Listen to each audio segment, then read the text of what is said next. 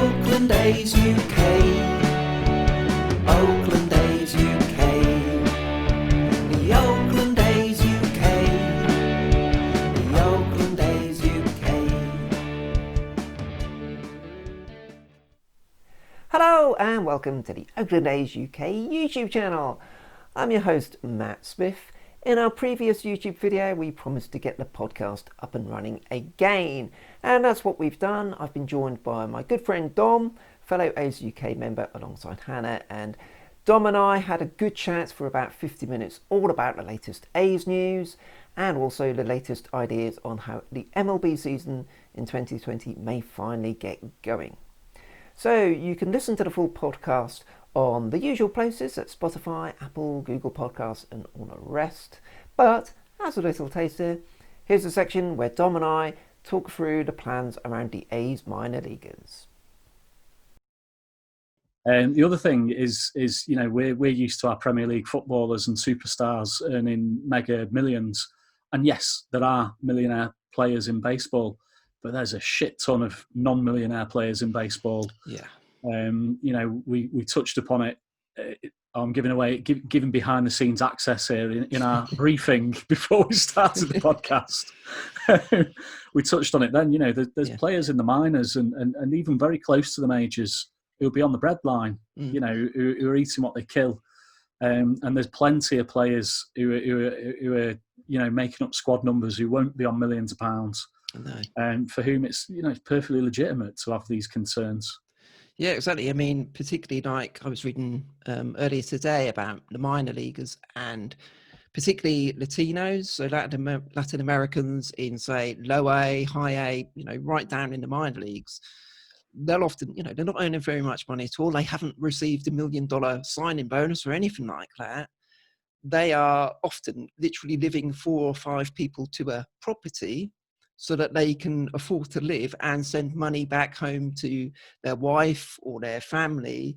And, you know, we just, all people concentrate on is, you know, so-and-so on 30 million a year, when they're a very small percentage of the overall people who play the sport. And, you know, I mean, the way the minor leagues works, frankly, is a bit odd because a lot of them get paid so little money. It's almost as if, you know, sometimes you look at it and think it barely seems like professional sport, even what the conditions they're expected to live in. You know, a lot of people like in single A, that they will basically be living in a guest. They're like families who have a spare room, and one thing they do every summer is let out a spare room to one of the local players. I mean, and that's how they live. And these are people of, you know, sometimes if they've come out of college, they'll be 22 years old and they're supposed to be professional athletes, but they're living like almost dossers, if you like. You can see why Kyler Murray took the money to go into the NFL, can't you? Exactly. And, you know, and so if we, you know, when we look on at what the A's have done, and one of the things the A's have done this week, on Tuesday, they announced that they were going to stop paying the $400 a week stipend to the minor leaguers. So they were all getting $400 a week, basically to tide them over. The agreement was initially they'd do that to the end of May. End of May is coming up and the A's have said they're not going to pay it anymore. And, you know, people can look at that and think, well, you know, if you're Kyler Murray, why would you can go and be a star in the NFL, or you can go and join this madhouse that is minor league baseball, where you get paid hardly anything. You can be traded to the other side of America with no say-so on your part. And, you know, it's a mad situation, really. Yeah, no, it's we're just before we dive headfirst into John Fisher. Yeah. Oh, he's next on my list. Don't you worry.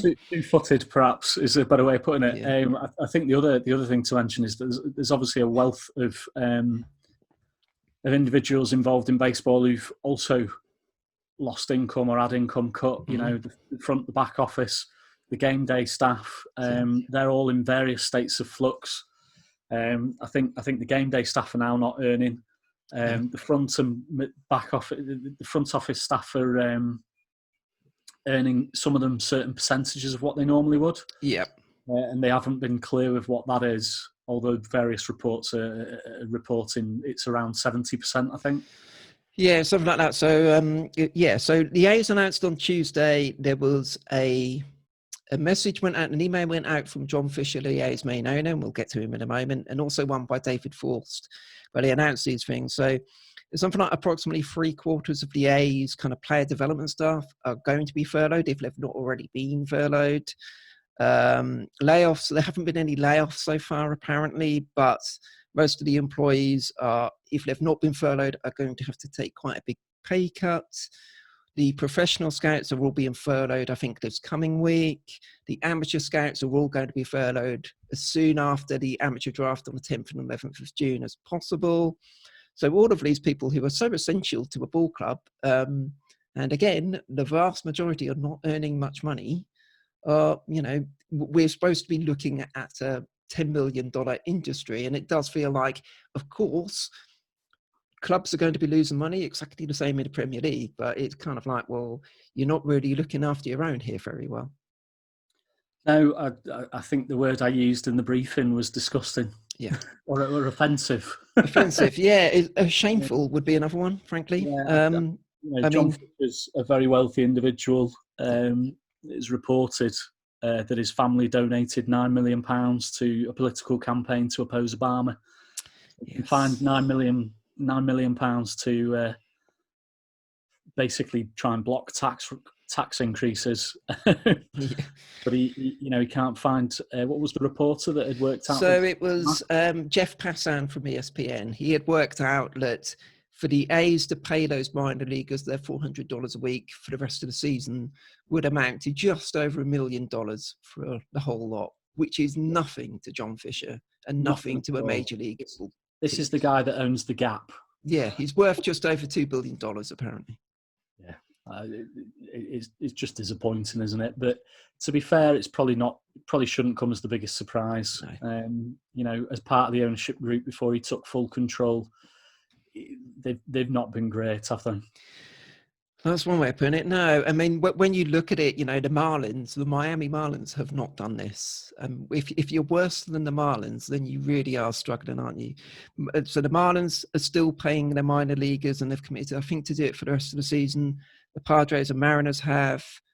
So far, the White Sox, Orioles, Braves, and Rangers have confirmed they'll definitely do it through June, and they'll keep revisiting it month by month. If they are really seeing big financial problems, they may have to do it, but they're saying we'll go month by month and we'll pay you if at all possible, and we will only cut you as a last resort, which is exactly what you would expect a responsible employer to do, and is not what the A's are doing, and it reflects very poorly on us. And I think in particular, what's so annoying about it is that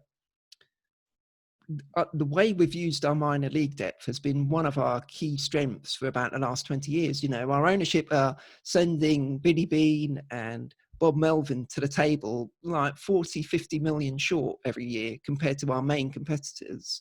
They keep having to kind of pull rabbits out of the hat. And what they've been able to do is either find a guy like Brandon Moss, who wasn't, an unheralded player, who really was a great player for us for several years, or just the depth where you bring someone up for, say, 5 starts or a 6-week period during the season. They're not stars or anything, but they fill a hole to keep the team's momentum going. A bit like Seth Brown at the end of last year, the outfielder. He came up, he's not going to be a star at the major league level, but he's a good, solid player who the A's could call on when they needed him. And all of the people, all of the scouts, all of the minor league development guys, that's what they're there for. And these are the people who have been hit the worst by these cuts. And you've got to look at, if you're like a minor league free agent, why would you come to the A's? These guys have been coming to the A's previously in recent seasons because they know the A's will use them. They know they will get an opportunity with the A's in a way that they probably won't somewhere else. They'll just be at last resort and then they'll just get released. Whereas the A's are a club that gives opportunities to these players, but now they're treating them like this. It's like a complete ripping up one of the key strengths we have. And you kind of think, well, what does the ownership group expect Billy Bean and the co to do now, kind of thing?